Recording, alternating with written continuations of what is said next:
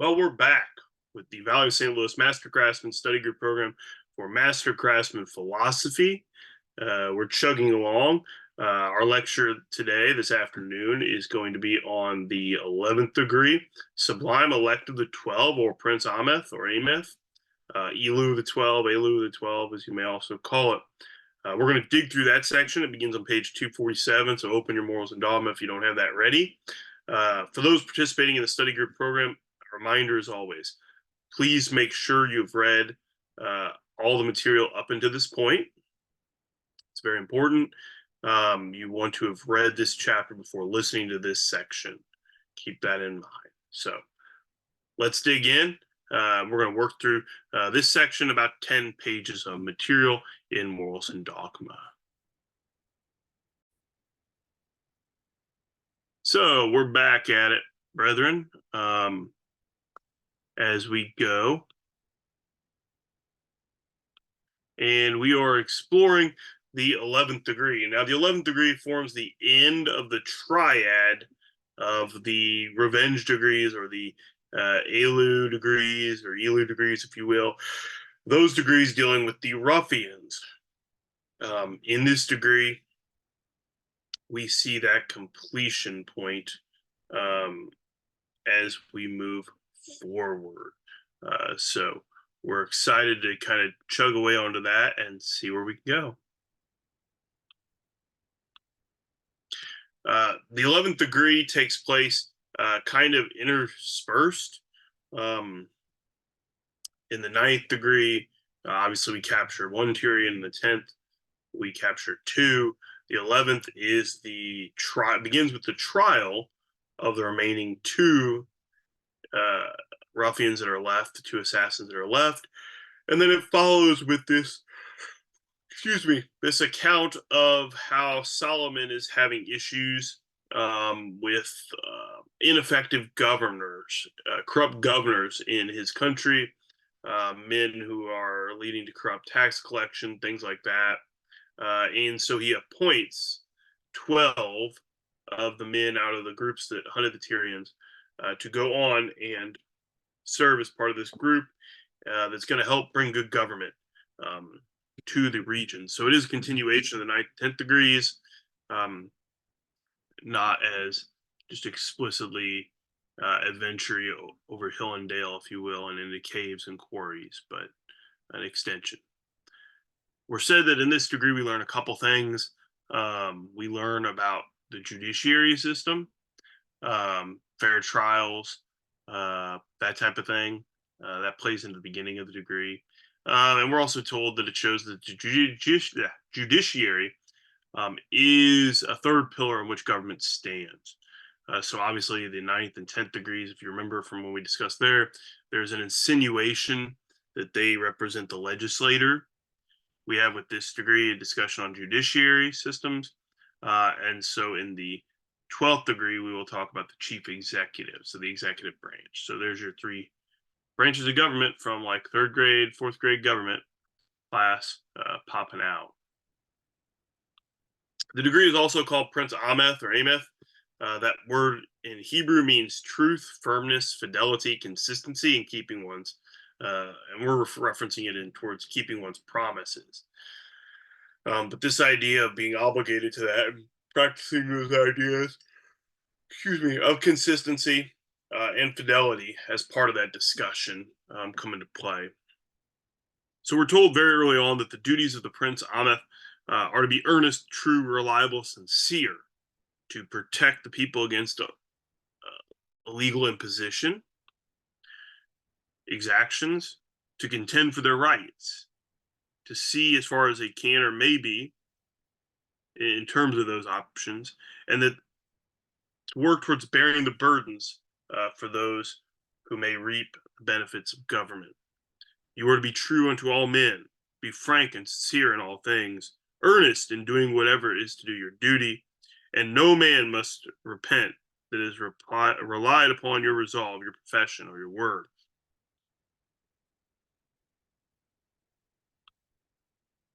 The great distinguishing characteristic of a Mason is sympathy with his kind. He recognizes in the human race one great family, all connected with himself by those invisible links that might network him through circumstance and that are forged and woven by God. He feels that sympathy is his first Masonic duty in serving his fellow men. At his entrance into the order, he ceased to be isolated. He became part of a great brotherhood, assumed new duties towards every Mason that lives, as every Mason at the same moment assumed towards him. Nor are those duties of his part confined to Masons alone. He assumes many in regards to the country, and especially toward the great suffering masses of the common people. For they too are his brethren, and God hears them inarticulate as the moaning of the miseries they have. He labors equally to defend and improve the people. He knows that the safety of every free government and its continuance and perpetuity depends upon the virtues and intelligence of the common people. That unless their liberty is of such a kind as arms can neither procure nor take away, unless it is the fruit of manly courage, of justice, temperance, and generous virtue, unless being such it has taken deep root in the minds and hearts of the people at large, there will not be long by wanting those who will snatch it from them by treachery.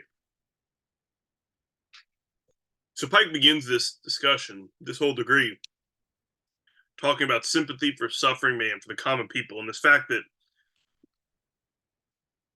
we have sympathy for mankind. We innately are taught that within the craft, and we are all connected, not only to our fraternity by deep bonds, but to all men. And so it's our duty to serve our fellows, to work ceasingly for the common man, for the man at large, for mankind, to remove them from their miseries, to defend and improve their lives, to befriend their people. And we know that the safety of that existence, the safety of every free government and its continuation, is the intelligence and the elevation of the common people, the ability to provide them with the tools to maintain that.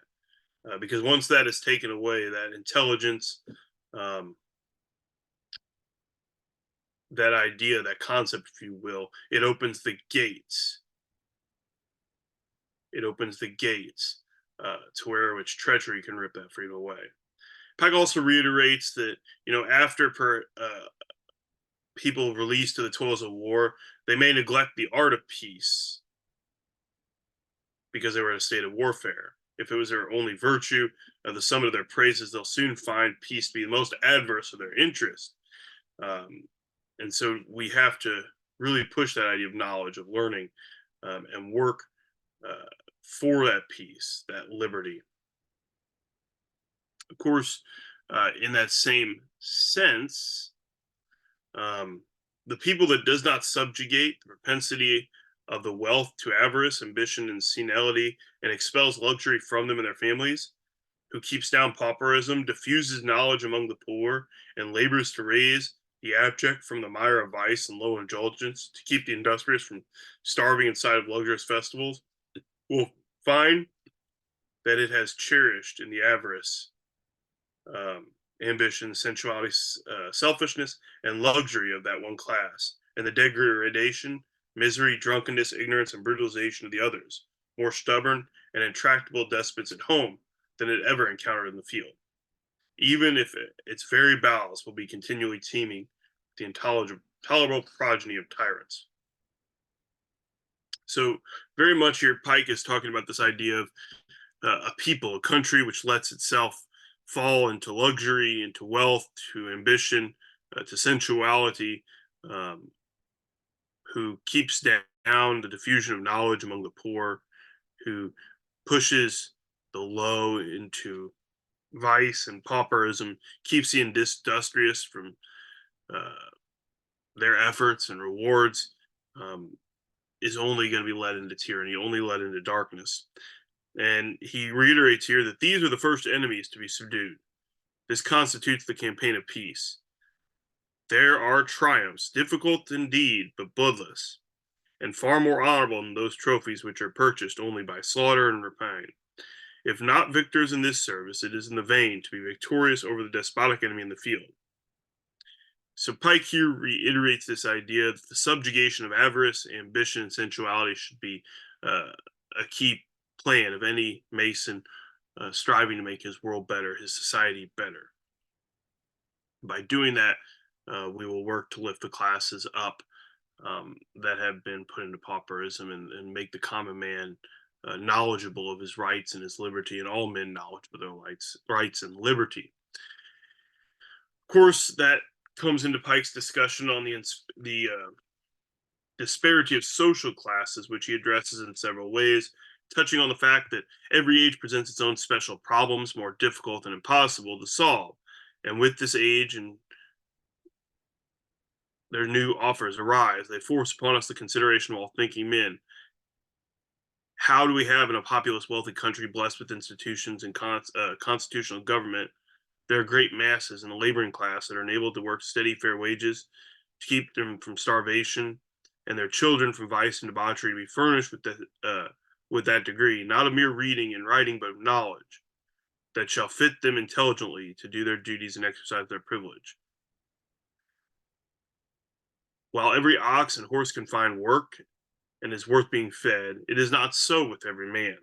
To be employed, to have a chance to work at anything like fair wages, becomes the great engrossing object of a man's life.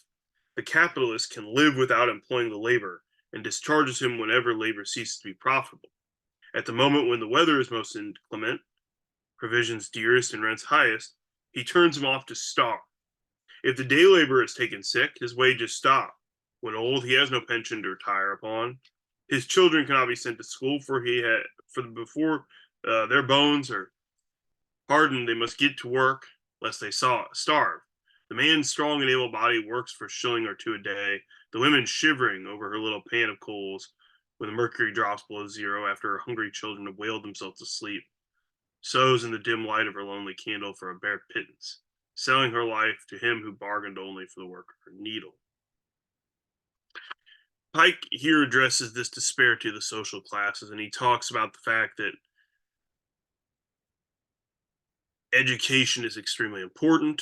This idea of knowledge, not just writing and reading, the ability for one to act as vote. And then he talks about this idea of value, and really how bad the world can get with the laborer, and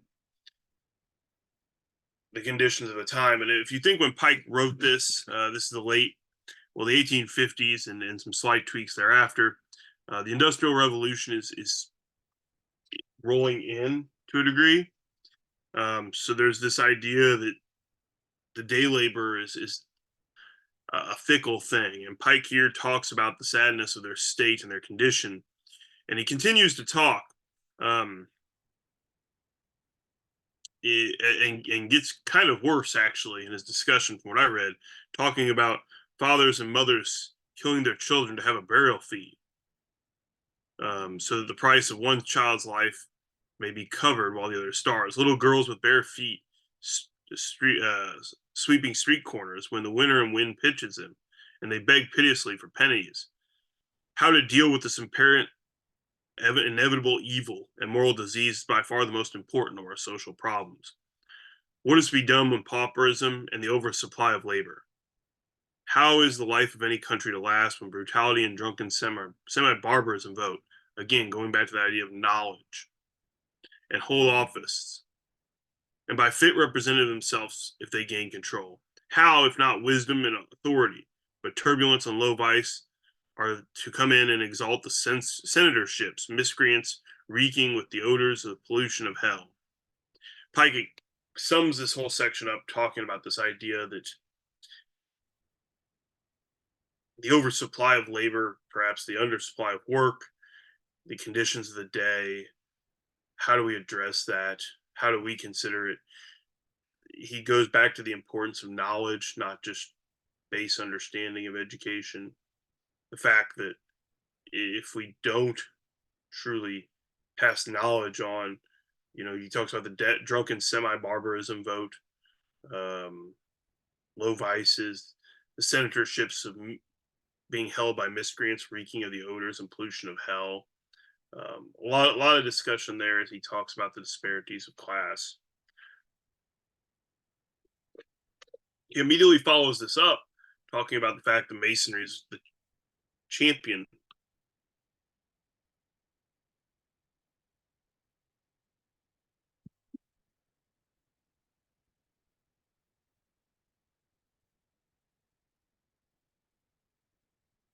Brethren, I apologize. Looks like we had some quick technical disconnect. He immediately follows this up, discussing this idea that masonry is the champion of the people, and talking about the fact that masonry will do all in its power by direct exertion and cooperation to improve and inform as well as to protect the people, to better their physical condition, to relieve their miseries, to supply for their wants and minister their necessities. Let every mason in this good work do so as it may be in his power. For it is true now, as it will always be, that to be free is the same thing as to be pious, to be wise, to be temperate, to be just, to be frugal, to be abstinent, and to be magnanimous and brave. And to be the opposite of all these things is to be a slave. And as it usually happens by appointment, and if it were retributive justice of the deity, that the people which cannot govern themselves and moderate their passions, but crouch under slavery of their lusts and vices, are delivered to the sway of those whom they abhor, and made to submit to involuntary servitude. Above all things, let us never forget that mankind constitutes one brotherhood. We've already talked about this a little bit. All born to encounter suffering and sorrow, and therefore bound to sympathize with each other. For no tower of pride is yet high enough to lift its possessor above the trials, fears, and frails of humanity. No human hand ever built a wall, nor shall ever, that will keep out the afflictions of pain and infirmity, sickness, sorrow, trouble, death, which are dispensed. So he kicks it, of talking about social class and how bad the world is, and the oversupply of labor, and folks not able to eat in the cold, and just the poorest of the poor, and all these things, without those without education, those without knowledge, those fall into terrible ways. And he follows it up with this idea that masonry is the champion of the people. Masonry constitutes the brotherhood which we're all linked by, and masonry will uplift those, and improve their condition as it protects them, and relieves their miseries and supplies for their wants in purpose. Now, following into that same context, we realize and remember that life is a school, and masonry works within that. The principle of misery is not an evil principle. We err in the consequences of that misery, of which are misery, which teach us wisdom. All elements, all the laws of things around us minister to this end. And though the paths of painful error and mistake occur, it is the design of Providence to lead us to truth and happiness. If erring only taught us to err, if mistakes confirmed to us imprudence, if the miseries caused by vicious indulgence had a natural tendency to make us more abject slaves of vice, and surrounding us by the whole evil, that would be so. But on the contrary, all tends and is designed to produce amendment and improvement.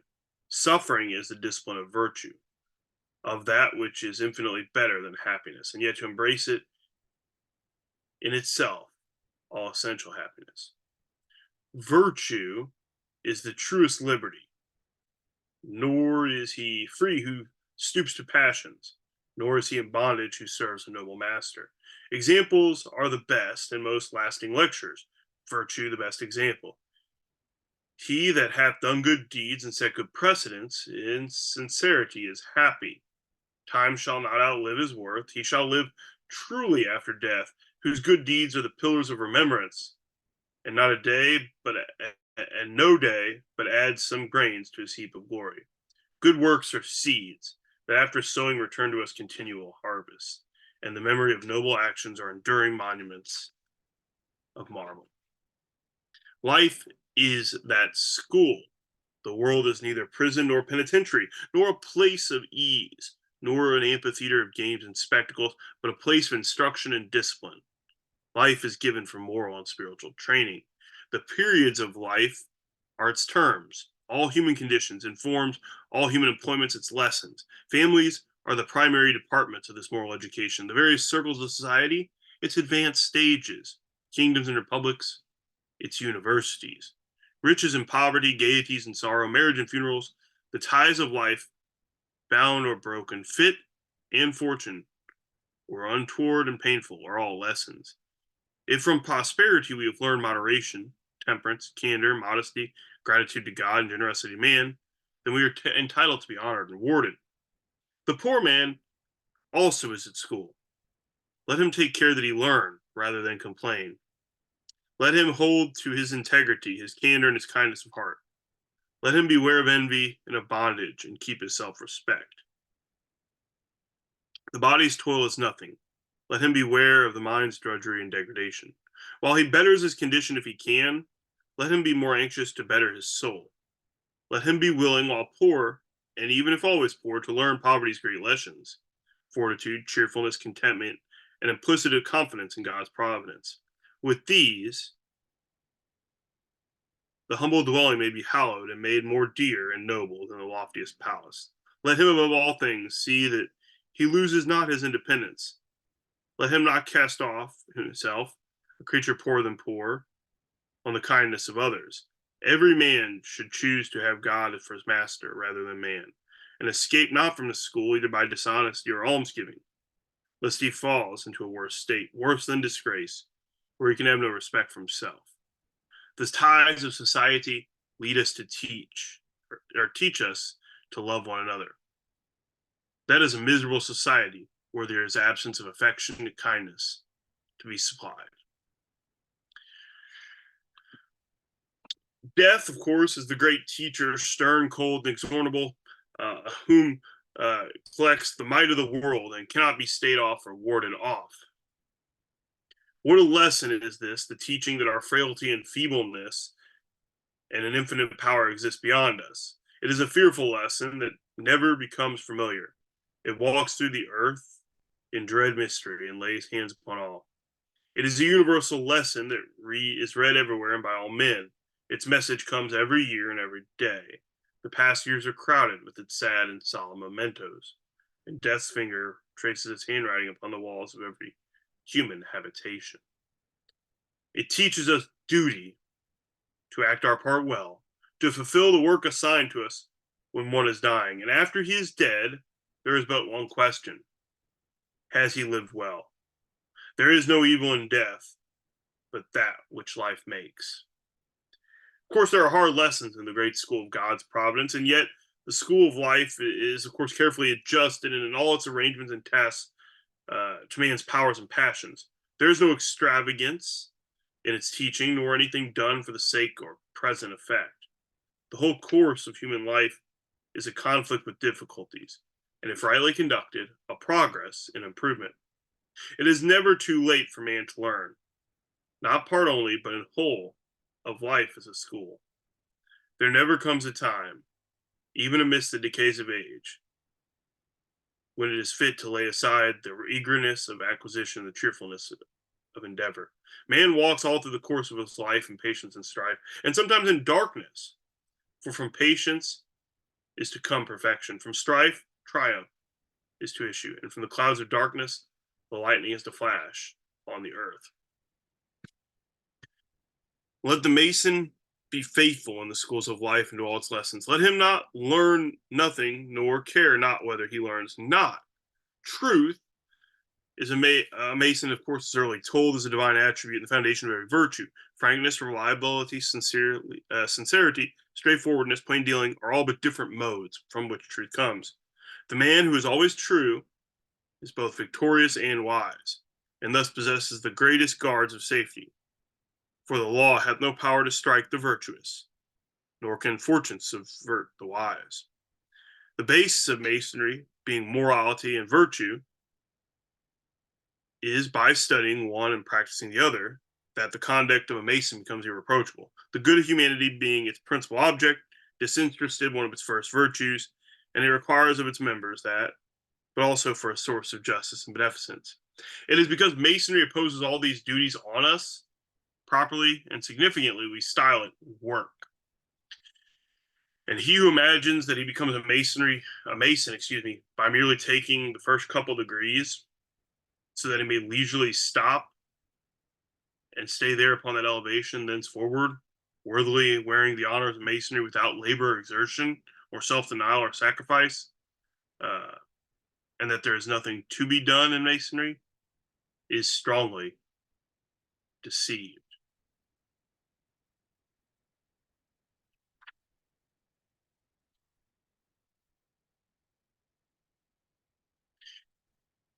It is said that it is true that nothing remains to be done in masonry, but there is much to accomplish. In what lodge are our ceremonies explained and elucidated, corrupted as they may be time until their true features are scarcely distinguished? And where are those great primitive truths of revelation taught, which masonry has preserved in the world? We have high dignitaries and sounding titles. Do these possessors qualify themselves to enlighten the world in respect to their aims? Descendants of the initiates who govern empires, does your influence enter the practical life and operate efficiency in behalf of a uh, governed and constituted liberty? Your debates should be friendly conversations. You need concord, union, and peace. Why then do you retain among you men who excite rivalries and jealousness? Why permit great and violent controversy and ambitious pretensions? Continuously we praise each other and utter elaborate and high wrought eulogies upon the order. Everywhere we assume that you are what you should be, and nowhere do we look upon yourselves as you are. It is true that all our actions are so many acts of homage to virtue. Is it true? Excuse me. Explore the recesses of your hearts. Let us examine ourselves with impartial eyes and make the answer to our own questioning. Let us away with this odious self-flattery. Let us be men, if we cannot be sages. The laws of masonry, above all others, are excellent, and they cannot wholly change men's nature. They enlighten them, they point out the true way, but they can lead them in it only by repressing the fire of their passions and subjugating their selfishness. Alas, these conquer, and masonry is forgotten. It is true that masonry is effete or worn out, weak, that the acacia withered affords no shade, and the masonry no longer marches as the advance guard of truth. Is that true? No. Is freedom yet universal? Does it have ignorance and prejudice disappeared from the earth? Are there no longer enemies among men? Do Cupid and falsehood no longer exist? Cupidity, excuse me. Do toleration and harmony prevail among religious and political sects? There are works yet left to masonry to accomplish, greater than the 12 labors of Hercules to advance ever, resolutely and steadily, to enlighten the minds of the people, to reconstruct society, to reform the laws and improve the public morals. The eternity in front of us is as infinite as the one behind us, and masonry cannot cease to labor in her causes of social progress without ceasing to be true to herself and without ceasing to be masonry. As we look back at this section, take some time to reflect on the discussion of masonry, considering life as a school. Consider what we have left to be done in masonry, and what are some of the injuries of a free market. Those are all concepts to think about regarding this degree, the 11th degree, Elo the 12, or Prince Ahmed.